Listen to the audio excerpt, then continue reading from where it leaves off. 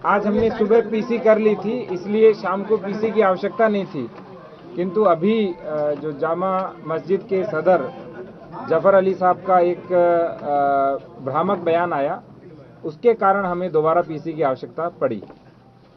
उन्होंने पूरा डिटेलिंग उनके बयान की हो रही है, लेकिन मुख्य मुख्य बिंदु जिसमें उन्होंने सबको कंफ्यूज किया, और अभी भी उन्होंने हमें कहा कि जब लोगों ने मुझे कहा कि आप प्रशासन और पुलिस से मिले हुए हैं, इसलिए मुझे ये बयान देना पड़ा।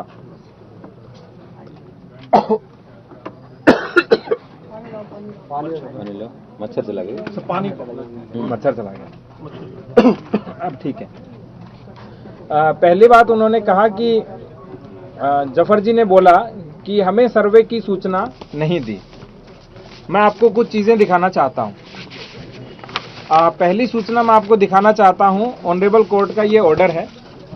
जैसे ही ये कोर्ट का ऑर्डर आया, इस कोर्ट के ऑर्डर के बाद टाइम भी बता दो सर। 2:38। हाँ, जो कोर्ट का ऑर्डर आया वो 2:38 पे आया, और इसके लगभग आधे घंटे के बाद वो लोग हमारे पास आए, और फिर 5 बजे से पहले हम कोतवाली आए, और 5 से 5:30 के बीच हम जामा मस्जिद पहुंचे। ये कोर्ट का ऑर्डर है, और उन्होंने बोला कि हमें सूचना नहीं दी, जबकि इस कोर्ट के ऑर्डर में बहुत स्पष्ट लिख रखा है कि मैं रमेश सिंह राघव अधिवक्ता को माननीय सिविल जज सीनियर डिवीजन संभल, जिनकी ओर से ये ऑर्डर हुआ था, उन्होंने कहा कि जो सर्वे की कार्रवाई है उसे फोटोग्राफी और वीडियोग्राफी कराकर 29 नवंबर 2024 तक प्रस्तुत करने के लिए नियुक्त करता हूं। और अंत में उन्होंने लिखा कि मैं सभी पक्षकारों को सूचित करता हूं कि सर्वे की शेष कार्रवाई करने हेतु 24 नवंबर 2024 को प्रातःकाल 7 बजे से 11 बजे तक का समय निर्धारित किया जाता है। ये इसलिए उन्होंने बोला क्योंकि 19 तारीख को उन्होंने हमें रात्रि में एक पत्र दिया। वो पत्र ये है जिसमें स्पष्ट लिखा हुआ है कि वहां एक साथ 200 लोग मस्जिद के भीतर उपस्थित हो गए। सायंकाल का समय था एवं इतने ही व्यक्ति की उपस्थिति में सर्वे का कार्य सुचारू रूप से संपन्न नहीं हो सका। वहां उपस्थित जनप्रतिनिधि एवं अन्य व्यक्तियों द्वारा बार बार सर्वे की प्रक्रिया में अवरोध उत्पन्न किया जा रहा था एवं धमकी दी जा रही थी। अतः भविष्य में पुनः सर्वे की कार्रवाई संपन्न की जाएगी, जिसकी सूचना पृथक से सभी पक्षकारों को उपलब्ध कराई जाएगी, जिससे माननीय न्यायालय का आदेश का अनुपालन हो सके। ये मेरी प्रति थी, और एक कप्तान साहब को इन्होंने प्रति दी थी।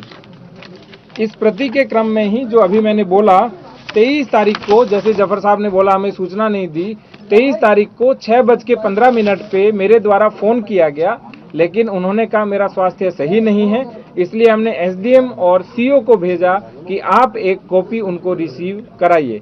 इससे पहले एडवोकेट कमिश्नर हमारे पास आए और उन्होंने हमें कहा कि मैं जाना चाहता हूं, तो हमने कहा पहले आप कॉपी रिसीव कराइए। तो उन्होंने कहा कि जो कॉपी है वो आप अपने माध्यम से रिसीव करा दीजिए। तो हमने अपने माध्यम से रिसीव करा करके सूचना दी। तो जो पहली बात जो भ्रामक रूप से कह रहे थे हमें सूचना नहीं दी, और इसी के साथ दूसरी बात भी थी। उन्होंने कहा कि दूसरी बार जो ऑर्डर था वो डीएम के आदेश से हुआ, जबकि स्पष्ट रूप से एडवोकेट कमिश्नर साहब का ये तीसरा आदेश था, जिसमें उन्होंने कहा पहला आदेश 19 को किया, फिर 19 को रात को किया कि भविष्य में दोबारा करेंगे, और तीसरा 23 तारीख को किया, जिसमें स्पष्ट लिखा हुआ है कि 24 को सुबह 7 से 11 के बीच सर्वे किया जाएगा। और यही कॉपी अगले दिन सुबह जो उन्होंने कहा कि मेरे से छीन ली गई, वो कॉपी ये है, उनसे छीनी नहीं गई। ये देखिए, उन्होंने स्वयं इसके ऊपर 24 को हस्ताक्षर किए हैं। दूसरी बात जो उन्होंने बोली, वो उन्होंने बोली कि कोर्ट का ऑर्डर 4 बजे का है, जबकि मैंने अभी आपको बताया कोर्ट का ऑर्डर 2:38 का है। तीसरी बात जो उन्होंने बोली, उन्होंने कहा कि 5 बजे के बाद किसी आदेश का अनुपालन नहीं हो सकता, जबकि हम 5 से 5:30 के बीच जामा मस्जिद की ओर प्रस्थान कर चुके थे। इसके बाद उन्होंने कुछ बातें बोली जो कप्तान साहब भी जवाब देंगे। जैसे उन्होंने कहा कि मैंने खुद पुलिस को फायरिंग करते हुए देखा। तो मैं ये पूछना चाहता हूँ जफर साहब से कि क्या वो सर्वे अंदर करवा रहे थे या बाहर फायरिंग देख रहे थे, जबकि वो 10:30 पौने 11 बजे तक तो सर्वे करा रहे थे। और जितनी भी ये घटना कारित हुई मुख्य रूप से वो 10 से लेकर के 11 बजे के बीच हुई थी। इसके बाद जो आगे उन्होंने कहा कि जब उन्होंने जफर साहब ने कहा कि पुलिस असली हथियार चला रही थी अपने। फिर दोबारा उन्होंने कहा पुलिस तमंचे चला रही थी। उसी बयान में जो अभी लाइव इन्होंने दिया, वो तीसरी बार उन्होंने बोला कि मुझे नहीं पता कि पुलिस कौन से हथियार चला रही थी। आप सोच के देखिए, कोई एक ही व्यक्ति एक ही पूरी लाइव के अंदर 3 तरह के स्टेटमेंट दे रहा है जो परस्पर विरोधाभासी है। आगे इनके द्वारा जो सबसे बड़ा भ्रम फैलाया गया जनता के मध्य, वो ये है, इन्होंने कहा कि वजू टैंक का पानी खाली कराया गया और वजू टैंक को नापना चाह रहे थे, जबकि वजू टैंक की केवल फोटोग्राफी और वीडियोग्राफी होनी थी, इसलिए वजू टैंक का पानी खाली कराया गया। नेक्स्ट होता है। और वैसे भी वजू टैंक का पानी अभी आपने बताया जफर साहब ने कि हर शुक्रवार को वो खाली होता है। आगे जफर साहब ने बोला कि लोगों में यह भ्रम फैला कि मस्जिद में खुदाई हो रही है, जबकि किसी प्रकार का कोई भ्रम नहीं था। आप सोच के देखिए, खुदाई में मिट्टी निकलती है, खुदाई में पानी नहीं निकलता। और जो नाली वो बता रहे थे जिसमें लोगों ने देखा, उस नाली में पानी रेगुलर बहता है। ऐसा नहीं है कि जो नीचे की नाली है उसमें पानी एक ही दिन बहा था, जिस दिन वजू के टैंक का पानी निकला था, वो निरंतर बहता रहता है। इसके बाद इन्होंने बोला कि वहाँ नाप तोल की गई, जबकि वहाँ किसी प्रकार की नाप तोल नहीं की गई। जब फोटोग्राफी वीडियोग्राफी करने वाले थे तो उन्होंने पुनः वजू के टैंक में पानी भर दिया, जिससे फोटोग्राफी वीडियोग्राफी केवल सूक्ष्म हुई, पूर्ण रूप से वो यानी उनको जितनी चाहिए थी उतनी हो गई, लेकिन वो चाहते थे थोड़ी और वीडियोग्राफी करें, लेकिन उसमें पुनः पानी भरने लग गया। इसके बाद उन्होंने कहा कि जितना भी जिलाधिकारी के द्वारा जो सर्वे की अनुमति दी गई थी वो गलत है, जबकि सर्वे की अनुमति मैंने दी ही नहीं। उन्होंने ये 3-4 बार बोला है उस पूरे बयानात के अंदर। आगे उन्होंने बोला कि हाँ, मैं रात भर जगा रहा क्योंकि मुझे तैयारी करनी थी और मेरे को किसी भी चीज़ के बारे में कोई पता नहीं था। आप सोच के देखिए, यदि आप रात भर जगे रहे तो क्यों जगे रहे थे जब आपको पता नहीं था? इन्होंने पहले बोला मुझे पता नहीं था और मुझे रात भर तैयारी करनी थी, तो दोनों बयान आपस में विरोधाभासी हैं। जब आपको 23 तारीख को शाम को सूचना मिल चुकी थी, इसीलिए आप पूरी रात जगे और आपने तैयारी की होगी। इसके बाद जो आगे की चीज़ है वो कप्तान साहब बताएंगे, और प्रश्न होंगे तो हम लेंगे। वधु का पानी कितनी देर के लिए खाली करता है? ये पूरा हो जाएगा, पूरा हो जाएगा।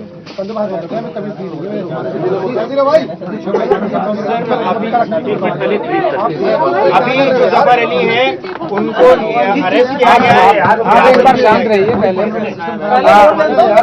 उनकी बात कोई बात नहीं, ठीक है। ना ही जफर अली को किसी ने अरेस्ट किया है, ना ही जफर अली को किसी ने हिरासत में लिया है। जफर अली ने जो अपनी वार्ता की, उस वार्ता के क्रम में उनके द्वारा जो विरोधाभासी स्टेटमेंट दिए गए, उससे के बारे में जानकारी करने के लिए उनको बुलाया गया है और उसी के बारे में जानकारी की जा रही है। ना ही उनको अरेस्ट किया है, ना ही उनको हिरासत में लिया है, ना ही इस प्रकार की कोई ऐसी बात है। ठीक है, लेकिन वो एक पक्षकार हैं, उनको इस तरह घर से लाना के लिए, तो क्या इससे जो पूरे प्रोसेस है वो प्रभावित तो नहीं होगा? उनको फोन किया, फोन करके बुलाया है, आए हैं, वो अपनी इच्छा से आए हैं, उनको कोई उठा के थोड़े लेके आया। अब तक कितनी गिरफ्तारी हुई है सर? तो पहले ये जफर जो इन्होंने एक बहुत ही भ्रामक बात बोली है कि उन्होंने कहा कि मैंने स्वयं सुना है कि जिलाधिकारी, पुलिस कप्तान और डीआईजी ने गोली चलाने के लिए आपस में डिस्कस किया था। पहली बात, डीआईजी महोदय यहाँ पे 11:15 से 11 बजे के बीच आए थे। मैं वहाँ पे 10 बजे से डटा हुआ था। डीएम साहब सर्वे ऊपर पूर्ण करा रहे थे, इनके साथ एडिशनल एसपी साहब, सीओ साहब लोग थे। किसी भी परिस्थिति के अंदर तीनों लोगों के, मैं एडीएम साहब के साथ घूम रहा था, हम कहीं भी किसी परिस्थिति में साथ में थे ही नहीं। तो इनके द्वारा ये इस तरीके की बात बताना कि मैंने 3 लोगों को एक स्कीम बनाते हुए सुना है और उसके बाद में, और अगर यहाँ होते तो मैं बताता। स्वयं को मैंने कहा कि आप जब 11 बजे आप नीचे आए हैं, वो अकेले आए थे, तब भी कोई नहीं था। उनको मैंने बोला कि आपकी बात अगर लोग सुनते हैं तो आप मेरे साथ चलिए, और भीड़ से एक बार मैंने अनुरोध कर लिया, मेरी नहीं मान रहे, हो सकता है आपकी मान सकते हैं। तो उन्होंने बोला सर मुझे पत्थर से डर लग रहा है, मुझे हेलमेट चाहिए। मैंने कहा हेलमेट भी दिलवाते हैं। उनको हेलमेट भी दिलवाया गया, उनको अकेले भेजा उस हुड़दंगी भीड़ के सामने। उन्होंने उनके ऊपर भी पत्थर चलाए। जब उनके ऊपर पत्थर चलाए तो वापस आए, बोले सर मैं इनको काबू में नहीं कर सकता। तो उसके बाद में वो तुरंत ऊपर वापस चले गए अपनी मस्जिद की तरफ, अपने घर की तरफ। तो उनके द्वारा ये इस तरीके की बात बता देना। इसमें एक चीज और मैं ऐड ऑन करूंगा, लगभग 10:15 10:30 के बीच जब भीड़ अनकंट्रोल हो रही थी और एक्सटेंड हो रही थी, तब मैंने और कप्तान साहब ने ये निश्चय किया था कि जब डीआईजी सर आ चुके हैं 10:30 पौने 11, तो मैं डीआईजी सर के साथ रहूंगा और इनको एडीएम साथ, ताकि एक मजिस्ट्रेट साथ रहें।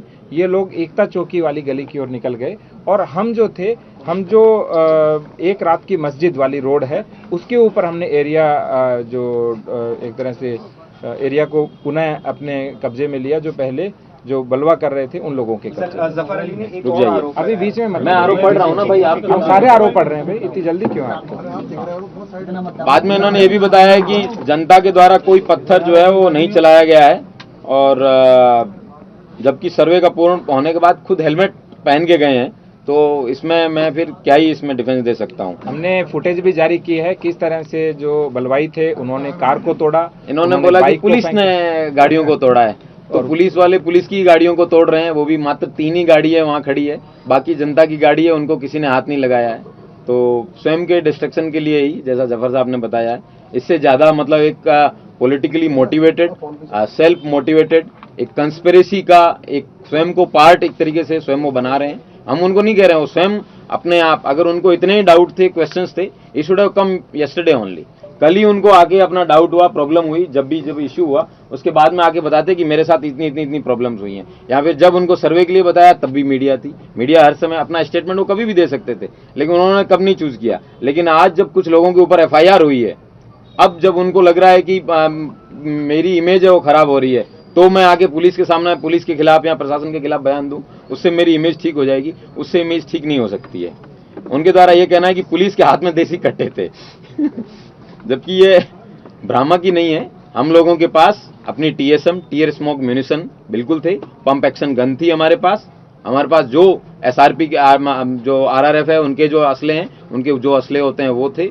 लेकिन जो इनकी तरह बताया हो कि देसी कट्टे थे, हम पुलिस एक यूपी पुलिस बहुत ही प्रोफेशनल फोर्स है। It is one of the largest police force of the world, it is the largest police force of the world, and I am very proud to be part of it. और इस तरीके के भ्रामक बयान पे, जिसमें ये जहाँ पे दंगाइयों को सपोर्ट करने का जो स्टेटमेंट दे रहे हैं कि पुलिस ने, क्योंकि जब ये पता चल गया, ये प्रूफ हो गया ऑलमोस्ट कि जो लोग जिनकी डेथ हुई है वो 315 बोर या इस अन्य प्रकार के MM के बोर के या बुलेट से हुई है, तब ये बता रहे हैं कि पुलिस वालों के पास कट्टे आ गए हैं। मतलब किसी भी तरीके से कि पुलिस को उसका पार्ट बनाया जाए कंस्पिरेसी का, उसके लिए भरपूर प्रयास इनके द्वारा किए गए हैं।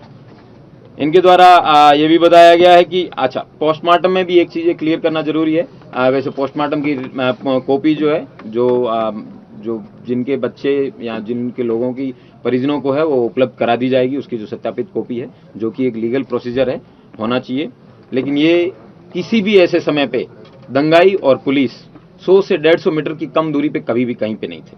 वो सारे के सारे वहाँ पे टाइम्स नाउ के भी लोग थे और भी कई तमाम प्रकार के टीवी चैनल थे, वो सब लाइव कवरेज उसको देख रहे थे। तो ये बताना कि पुलिस द्वारा एकदम क्लोज रेंज में खड़े होके या उनको मारना या फिर तमंचे से 100 मीटर दूरी पे फायर कर देना, ये अपने आप में सवाल उठाता है इस तरीके की चीजें। इनके द्वारा ये कहना कि पुलिस ने गाड़ी स्वयं जलाई, जबकि आपको दिन में ही हमने ड्रोन के फुटेज और विभिन्न फुटेज दे दिए गए हैं, जिसमें दंगाइयों की भीड़ है वो करीबन 6 से 7 वाहनों को इन्होंने जलाया है। इन सभी लोगों से प्रॉपर तरीके से जितना भी पैसा इन्होंने पब्लिक प्रॉपर्टी, चाहे तार जलाए हों, चाहे गाड़ियां जलाई हों, सबके सब पाई वसूला जाएगा। और कुछ फुटेज और जारी किए जाएंगे उसके क्रम में, ताकि आपको पता चले उस समय की रियलिटी और क्या थी। हालांकि सारी फुटेज जो मस्जिद के पीछे की थी, जो उन्होंने मस्जिद के ऊपर पत्थरबाजी की, गाड़ियां तोड़ी और पत्थरबाजी की, वो आपने आज लगभग सारी मिल गई है। लेकिन कुछ और फुटेज है, वो भी हम जारी करेंगे। सबसे मोस्ट इम्पोर्टेंट जो बात है, वो उन्होंने बोला कि सबसे महत्वपूर्ण यह है, मैं कोट कर रहा हूं उनको, सबसे महत्वपूर्ण यह है कि मैं मानता हूं पुलिस पर फायरिंग भीड़ में उपस्थित लोग अवैध असलाहों से कर रहे थे, लेकिन पुलिस को गोली पांव में मारनी चाहिए थी। एक तरफ वो कह रहे हैं कि पहले पुलिस ने फायरिंग की अपने असली अपने से, एक तरफ कह रहे हैं कि उन्होंने तमंचे चलाए, फिर कह रहे हैं चलो मैंने मान लिया कि पुलिस के ऊपर फायरिंग है वो जनता ने की, लेकिन पुलिस वालों को थोड़ा रहम रखना चाहिए कि उनको पांव में मारनी चाहिए थी। अरे भाई, पुलिस वालों को कहीं भी क्यों मारनी है? जब TSM से रबर बुलेट से चीजें कंट्रोल में हो रही हो, तो हम क्यों फायरिंग को रिजोर्ट करेंगे? बट इस तरीके के बयान इनके द्वारा दिए गए हैं, ये नॉट ओनली भ्रामक है बट शोज की किस तरीके से कंस्पिरेसी का एक पार्ट होने और उन लोगों को जिन लोगों को मुलजिम बनाया गया है उनको किस तरीके से मीडिया की तरफ से प्रेशर या सोसाइटल प्रेशर के माध्यम से उनको बचाया जा सके और जिन पुलिस कर्मियों को जिनको चोट लगी है उन लोगों से किसी प्रकार की सिंपैथी ना होगी, बजाय कि सिर्फ और सिर्फ जो पत्थरबाज है जिन लोगों ने दंगा करने का प्रयास किया है उन लोगों की सिंपैथी के लिए इनके द्वारा स्टेटमेंट दिए गए जो कि बहुत ही खेदजनक है। आपसे एक रिक्वेस्ट करूंगा, जो उन्होंने बयान दिया उसको कृपया करके विवेकपूर्ण तरीके से 3-4 बार सुनिए। ये जो पंक्ति है आपको पहली बार में पकड़ में आ जाएगी। उन्होंने स्वयं कहा कि दंगाइयों की ओर से गोली फायरिंग हो रही थी, ये उन्होंने स्वयं बोला और स्वयं ही बोल रहे हैं कि पुलिस भी फायरिंग कर रही थी। कभी बोल रहे हैं कि पुलिस अपने असले से फायरिंग कर रही थी, कभी बोल रहे हैं कि तमंचे से फायरिंग कर रही थी।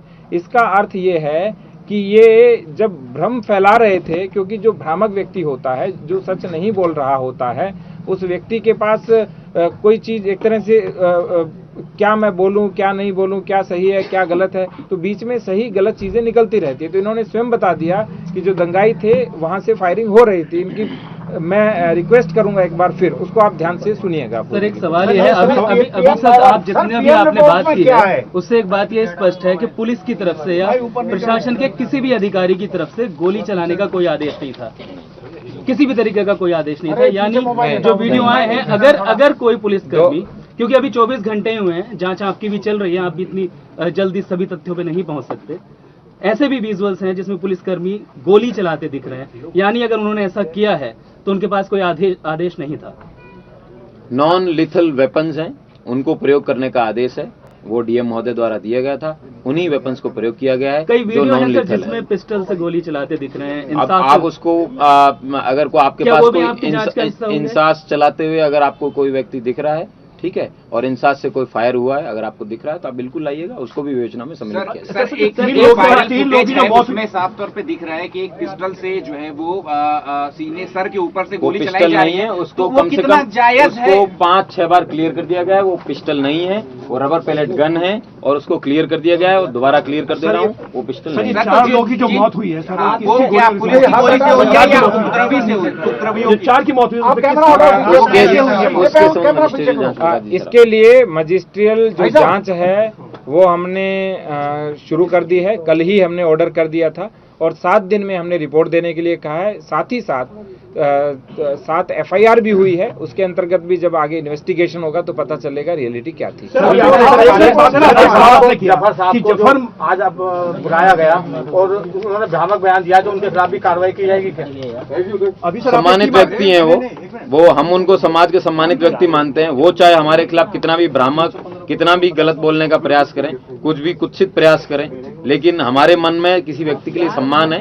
वो सम्मानित व्यक्ति है, वो सम्मानित रहता है। वो अपने सम्मान को गिराए वो एक अलग बात है, लेकिन हमारे मन में उनके सम्मान को हम नहीं गिराए। जितनी बातें कही है जितनी बातें आपने कही है, तो क्या कोई कानूनी कार्रवाई नहीं बनती उनके खिलाफ, जो आपने बातें कही, बातें कही उन्होंने भ्रामक बात कही, हमने उसका खंडन कर दिया। इससे अच्छा क्या हो सकता है? उन्होंने आपके सामने बताया था, हमने भी आपके सामने।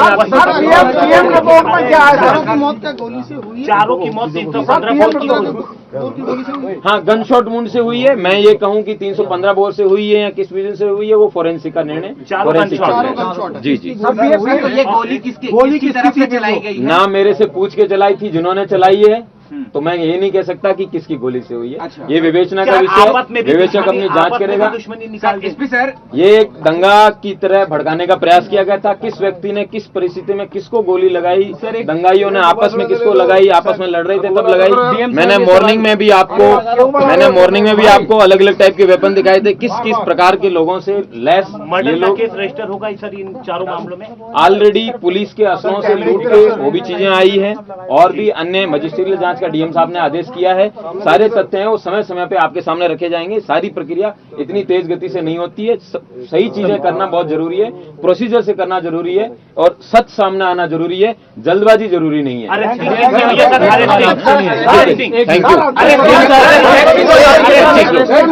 ये सवाल आपके लिए है, 25 लोगों के आने की अनुमति थी? मतलब सर्वे की टीम कितने लोगों के आने की अनुमति थी? सर्वे टीम एडवोकेट कमिश्नर को डिसाइड करनी थी। मेरे को और कप्तान साहब को केवल प्रोटेक्शन देना था। तो उन्होंने जितने लोग कहा और जितने लोगों के लिए इंतजामिया कमेटी और जफर साहब ने अनुमति दी, उतने लोग उसके अंदर गए। अभी मस्जिद है वो, उसमें धार्मिक चरित्र है, ऐसे वीडियो आए हैं कि वहाँ से धार्मिक नारेबाजी करते हुए लोग बाहर निकल रहे हैं। क्या वो पुलिस क्लियर करना जरूरी है? मैं फिर उस न्यूज का खंडन करना चाहूंगा। आपने बहुत अच्छा किया, मुझे याद दिला दिया, हम भूल गए थे, उसका भी खंडन करना था आज। वो जो नारेबाजी हुई थी, जब लगभग 10:15 के बाद पत्थरबाजी चारों ओर से जो दंगाई पत्थर फेंक रहे थे, वहां जब चारों ओर से भीड़ हो गई थी, तो जो अन्य समुदाय था उनकी गली जो जामा मस्जिद के बिल्कुल सामने पड़ती है, उससे निकाला गया। वो जो फुटेज हैं वो आते समय के नहीं हैं। अगेन आई विल रिपीट, वो जो फुटेज हैं वो आते समय के नहीं हैं। वो जब जा रहे थे 10:15 साढ़े 10 बजे के आसपास, तो उस समय के हैं और उनको और चौकी से आगे के हैं, जो सरथल चौकी से आगे के। हो सकता है उस समय इन लोगों को कुछ लोगों ने देखा हो और उनके साथ वो नारेबाजी करते हुए फिर कोतवाली की ओर उन्होंने प्रस्थान किया हो। जबकि फिर मैं आपको कहूंगा वो 10:30 बजे के बाद के हैं, उससे पहले का कुछ भी नहीं है। बस सर, एक आखिरी सवाल है मेरा, एक आखिरी सवाल बस ले लीजिए सर कि जो जैसा कि आप बता रहे हैं कि सेल्फ डिफेंस में भी क्या पुलिस की तरफ से कोई गोलियां नहीं चलाई गई? पूरे हिंसा में जो मेरे संज्ञान में जहां मैं खड़ा था वहां नहीं चलाई गई है, बाकी मजिस्ट्रेट जहां सर, आप लोगों की बातों से ये स्पष्ट है कि पुलिस ने गोली नहीं चलाई, लेकिन 4 लोगों की मौत हुई है, वो किसी न किसी परिवार का हिस्सा थे। बिल्कुल है। कोई कमाने वाला था, कोई बेटा था। क्या डिस्ट्रिक्ट एडमिनिस्ट्रेशन कोई कंपनसेशन या किसी तरीके से उन पीड़ित परिवारों की मदद करेगा? उन्होंने अपनों को खोया है। हम पहले मजिस्ट्रियल जांच करवा रहे हैं, within a week report आ जाएगी और उसके बाद जो भी शासन की ओर से अनुमन्य होगा वो हम करेंगे। जो भी शासन की ओर से अनुमन्य होगा वो हम करेंगे। क्यों जफर साहब ने एक आरोप साफ लगाया है कि सर्वे में के जो कोर्ट के आर्डर थे वो सिर्फ वीडियोग्राफी और फोटोग्राफी के थे, लेकिन उनका आरोप यह है कि वहाँ मेजरमेंट करा गया, उसको होश का पानी खाली करा के। इसमें कहाँ तक सच्चाई है? आपसे मेरा रिक्वेस्ट रहेगा, उन्होंने एक और आरोप लगाया, आपने फिर मुझे एक चीज और याद करा दी, क्योंकि मैंने उनका जो वीडियो था वो 2 बार देखा। उन्होंने बार बार बोला कि सीओ और एसडीएम ने ऐसा किया, सीओ और एसडीएम ने ऐसा किया, जबकि SDM is for security there, CO is for security there and EO is there for यदि किसी प्रकार की क्लीनिंग की कोई आवश्यकता है, इसलिए वो वहां थे। तो आपको मैं फिर कहूंगा, किसी ने कोई पैमाइश नहीं कराई। वीडियोग्राफी ऑनरेबल कोर्ट के सामने हम प्रेजेंट करेंगे, वो जब आपको देखने को मिले तो आप उसमें देखिएगा क्या किसी के पास कोई इंची टेप या आजकल लेजर का कुछ नहीं सर, इनको सर्वे की एक बार महोदय मेरा निवेदन है, आप सर्वे को गूगल कर लीजिएगा, सर्वे की डेफिनेशन क्या है पता चल जाएगा कि व्हाट डज सर्वे मीन। आपको सवाल पूछने की आवश्यकता नहीं है।